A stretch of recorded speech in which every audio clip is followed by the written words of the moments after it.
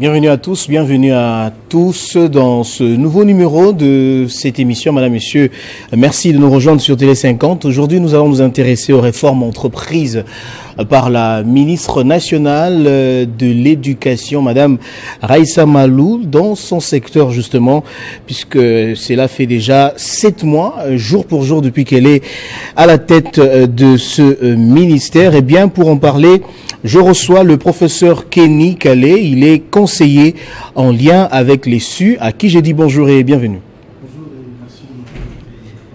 Alors, d'abord, une petite explication par rapport à ce qui est dit concernant votre fonction. Vous êtes conseiller en lien avec les SU. Qu'est-ce que ça veut dire?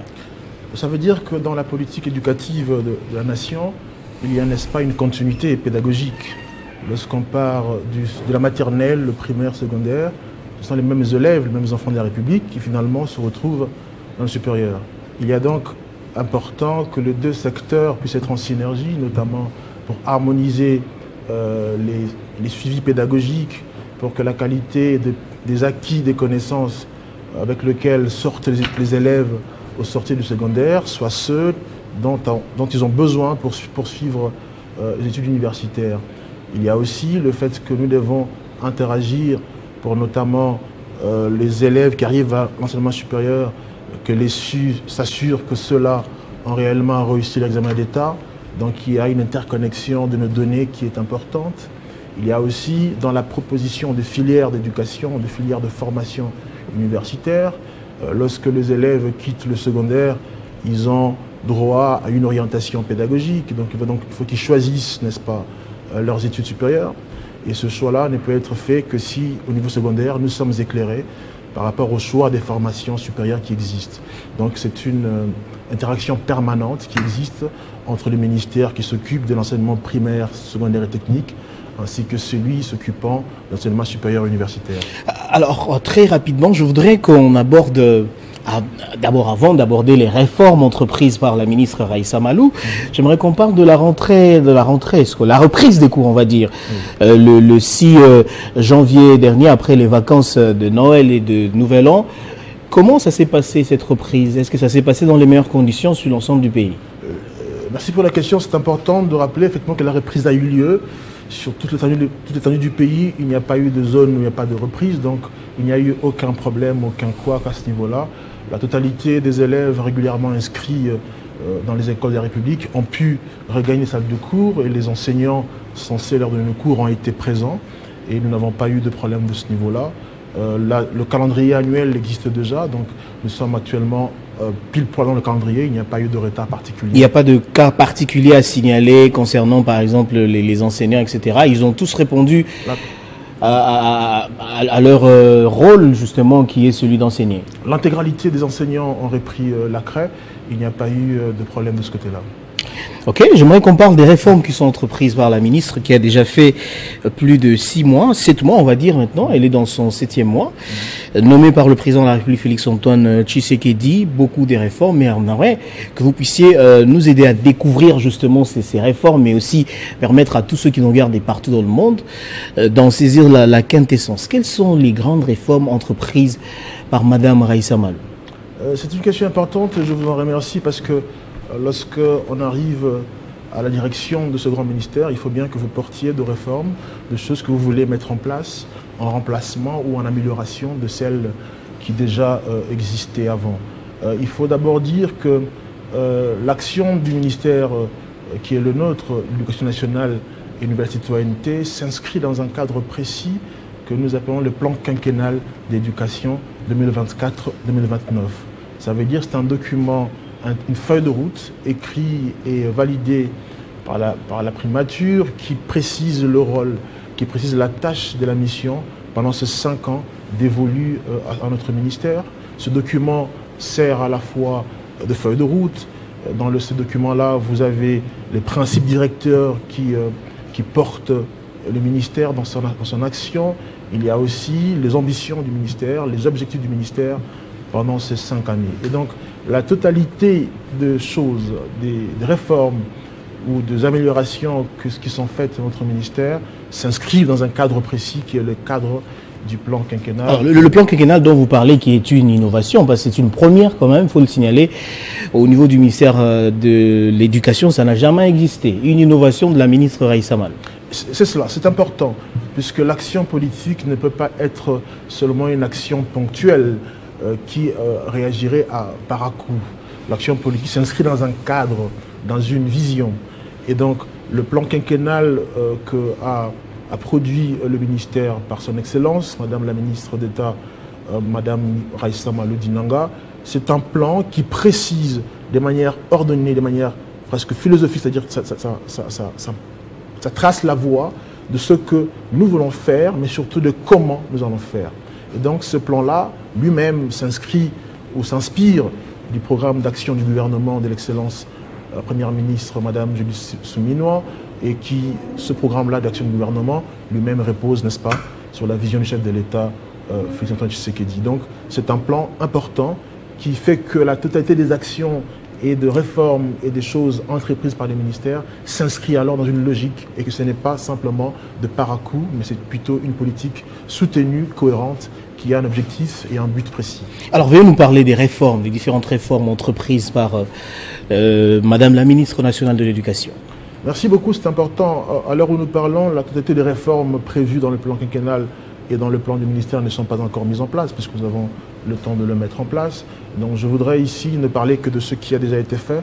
C'est toujours plus simple de parler de ce qu'on a fait, de ce que l'on fera. Et notre idée au cœur du ministère, c'est de ne pas parler de ce que nous n'avons pas encore fait. Parce que le monde a tellement de regrets, tellement de promesses que l'on fait aux gens. Pour l'instant, au bout de 6 mois, un peu plus d'action du ministère, nous avons d'abord mis le point, et c'est dans le premier point d'ailleurs du plan quinquennal, qui a 5 principes directeurs. Et au premier de ce principe, c'est le dialogue entre partenaires du secteur de l'éducation nationale.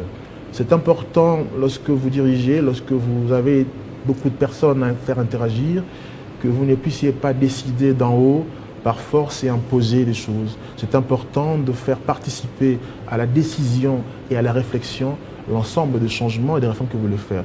Et dans ce cadre-là, à l'issue de l'arrivée de l'excellence dans ses fonctions, il a été organisé les assises des Bibois, qui portaient justement... Auquel j'ai pris part d'ailleurs. Que vous avez pris part et nous en remercions. Vous avez été là pour documenter, et qui a permis de dégager un cadre consensuel d'interaction, d'échange entre le ministère ainsi que les agents concernés par notre ministère. Dans ce cadre-là, donc, il y a eu la première chose qui a été faite, c'est la création d'un cadre de dialogue permanent. Cela a pris forme dans un document, d'un arrêté ministériel signé d'ailleurs, un arrêté interministériel qui est signé par 4 ministres, dont celui du budget, des finances, celui de l'éducation nationale bien sûr, ainsi que la fonction publique. Ces documents-là créent un cadre qu'on appelle la commission chargée du suivi des accords de Bibois. Cette commission-là, nous travaillons avec les syndicalistes et tous les autres acteurs de l'éducation pour ensemble travailler en permanence et ne pas attendre des crises pour agir. Donc ça, c'est la plus grande première chose qui a été faite d'importance. C'est la création d'un cadre de dialogue permanent pour que, dans ce cadre-là, tout le monde participe, même les associations de parents d'élèves sont dans la commission pour que, n'est-ce pas, ils aient un rôle important à jouer. Il y a en deuxième lieu l'amélioration de la gouvernance même éducative. Vous vous rappellerez qu'on a toujours dit qu'il y aurait effectivement des problèmes dans les effectifs des enseignants, payés ou non payés. Il y a donc un travail qui a été entrepris de l'assainissement du fichier de paye, qui est allé vérifier... Aujourd'hui, on maîtrise très bien le nombre des enseignants à travers le pays. Ce nombre est très bien maîtrisé et d'ailleurs, ça continue. Tout est numérisé. Tout est numérisé. Les services qui s'occupent de la paie des enseignants au sein du ministère, la DINACOP, travaillent dans ce sens-là. Le fichier est aujourd'hui assaini. Il est encore davantage assaini jour après jour. Et vous vous souviendrez que vous avez donc d'ailleurs en parlé sur vos chaînes, que le dernier travail qui a été fait dans ce sens-là a pu dégager plus de 300 millions de francs congolais qui ont été récupérés par le Trésor public, puisque les personnes qui en bénéficiaient ont été démontrées qu'ils n'étaient pas effectivement en droit d'en bénéficier. Donc il y a ce travail-là important de la maîtrise du Trésor public, donc de l'assainissement du fichier de paye qui a été fait et qui continue à être fait. Il y a aussi la mise à niveau des infrastructures qui sont censées accueillir les élèves. Il s'agit des écoles. Donc, dans ce sens-là, il y a eu un soutien fort à la continuité du programme du président de la République qui concerne le 145 territoires, donc de nouvelles écoles, de nouvelles classes qui sont construites, qui continuent à être construites. Donc, l'amélioration de la qualité et de la quantité des établissements censés... Ça, c'est un sujet quand même assez important. On aimerait savoir dans quelle partie du pays des écoles ont déjà été construites dans le cadre de la promotion de la gratuité de l'enseignement.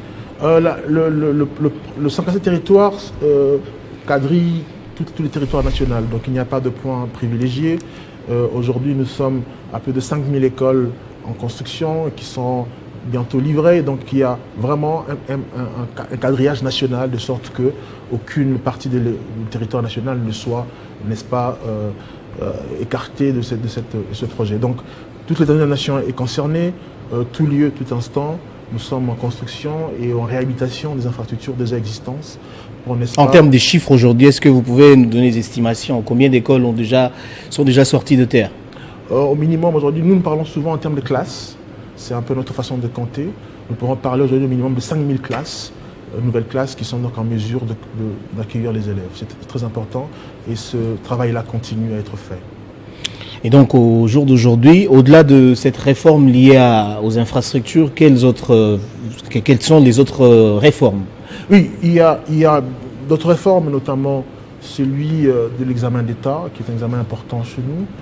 Vous aurez remarqué d'ailleurs que lorsque l'équipe actuelle est arrivée au ministère, nous avons publié les résultats des examens d'État 15 jours avant la date habituelle. Donc on a réussi là à faire mieux que ce qui a été fait depuis 5 ans. Donc il y a une meilleure rationalisation, une meilleure gestion d'examen d'État. L'excellence, Madame la Ministre, a encore insisté et a fait une circulaire qui a précisé les choses qu'aujourd'hui, les examens d'État sont faits de manière coordonnée, la correction est rapide et aussi les frais ne sont plus à la charge des parents. Et donc il s'agit d'une avancée importante. Contrairement aux autres années, on a vu quand même que cette fois, l'année passée, les résultats ont été publiés à temps. Oui. Cette année, en tout cas, c'est la meilleure année depuis plus de 5 ans qu'on a une date de résultat aussi rapide par rapport... Qu'est-ce qui peut expliquer? C'est quoi la stratégie enfin? Bon, la stratégie, c'est pas la magie, c'est une rationalisation, c'est-à-dire de l'efficacité. Le ministère se veut efficace, c'est-à-dire il y a une nouvelle façon de manager, une nouvelle façon de vouloir faire bien, de mettre plus de gens à la tâche, de mettre des délais précis des actions. Et donc cette façon de rationaliser les choses en fait qu'on est allé beaucoup plus vite, ce qui permet aux élèves qui malheureusement n'ont pas réussi de s'apprêter mieux pour l'année qui reprend et ainsi d'être à pied d'œuvre dès le début de l'année.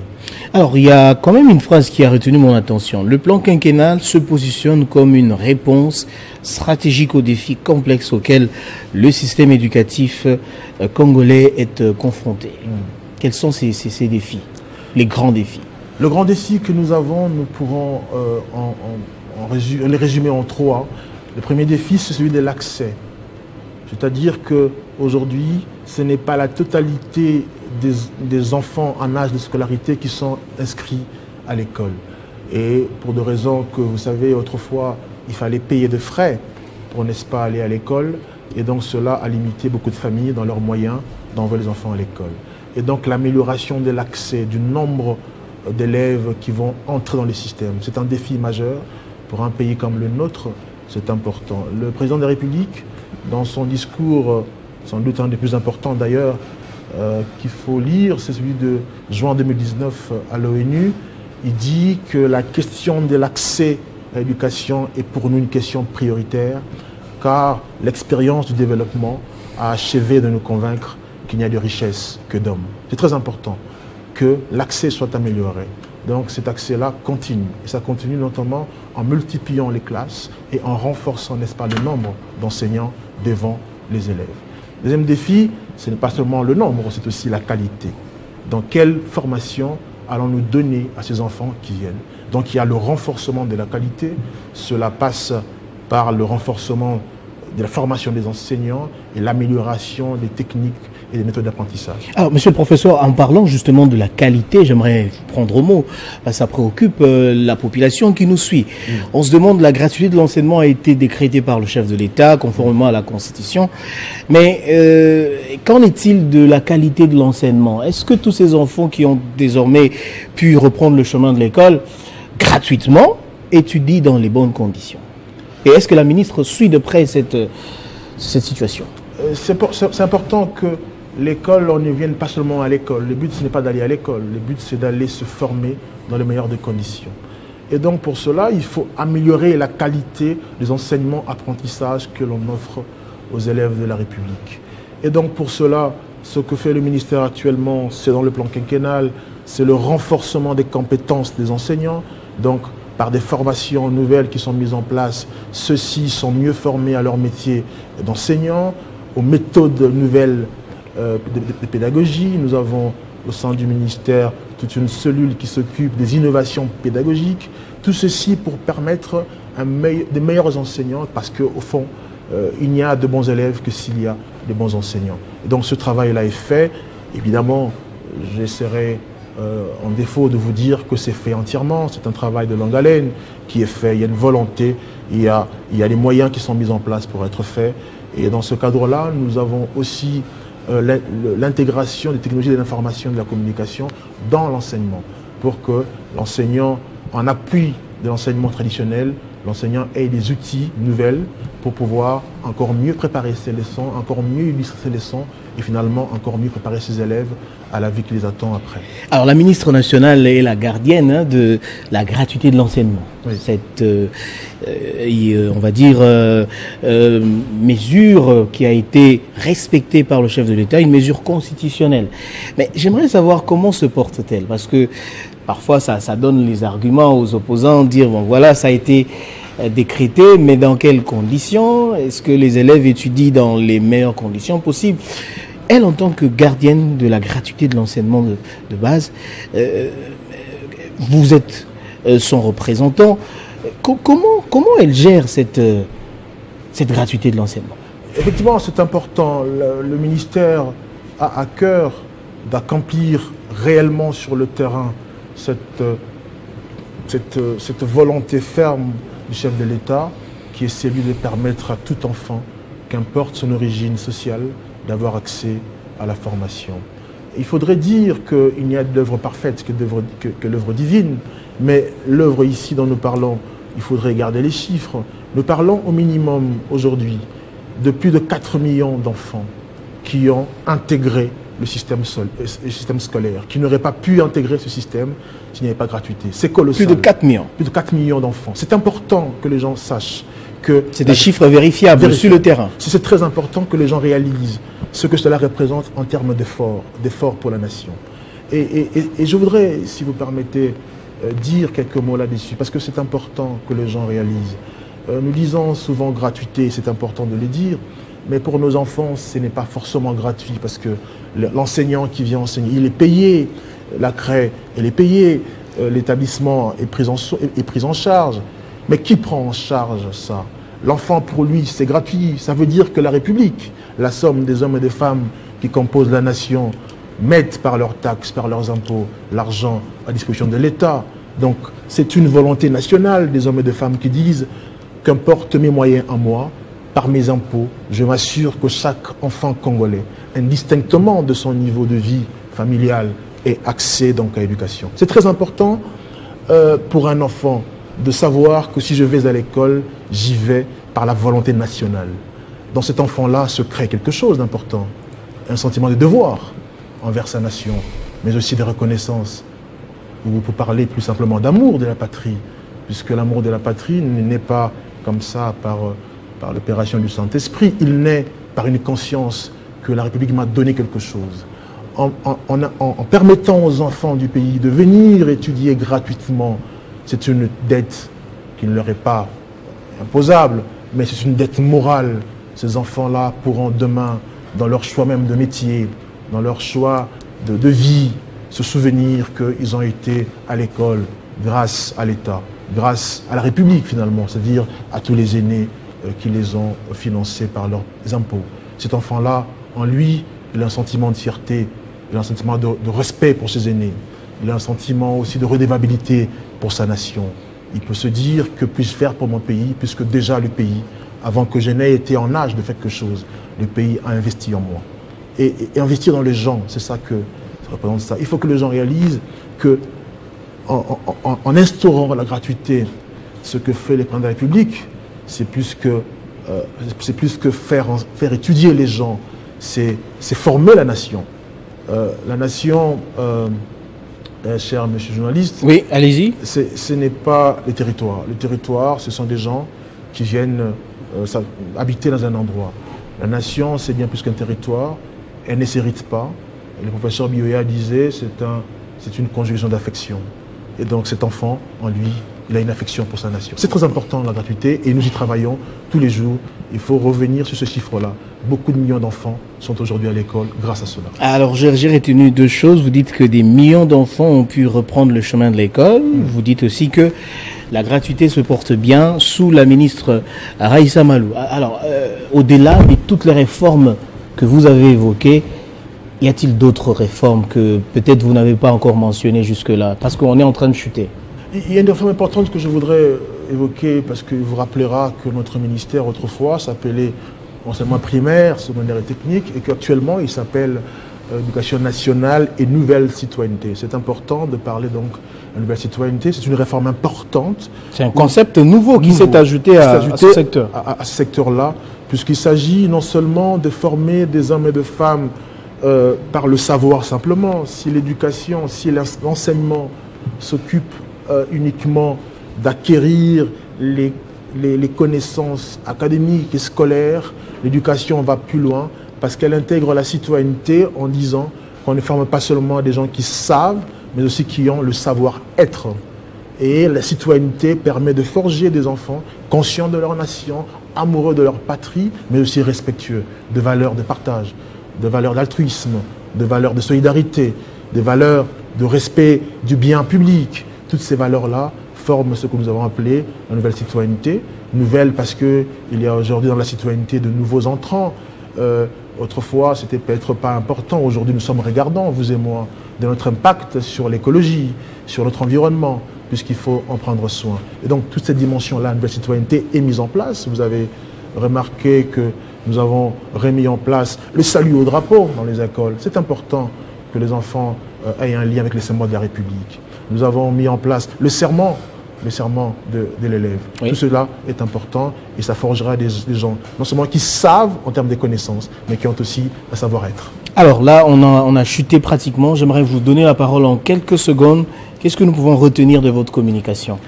Ce que je voudrais dire, pour terminer d'abord, c'est vous remercier pour l'invitation, c'est important, et dire que le ministère de l'Éducation nationale et nouvelle citoyenneté qui a la lourde charge, celle de transformer les enfants de la République en citoyens qui savent et qui se comportent bien, a une lourde tâche. Ce ministère est à l'œuvre, ce ministère a un plan d'action, ce ministère agit. Il s'agit que chacun de nous fasse confiance à ce ministère-là, aux hommes et aux femmes qui président à sa destinée et dans cet esprit qui est nouveau du dialogue permanent entre les partenaires, nous disons que nous sommes l'éducation nationale, nous préparons l'avenir de nos enfants et par là même nous construisons la nation. Voilà qui me fait à cette émission, Raïssa Malou, qui est également professeur et technocrate. Voilà.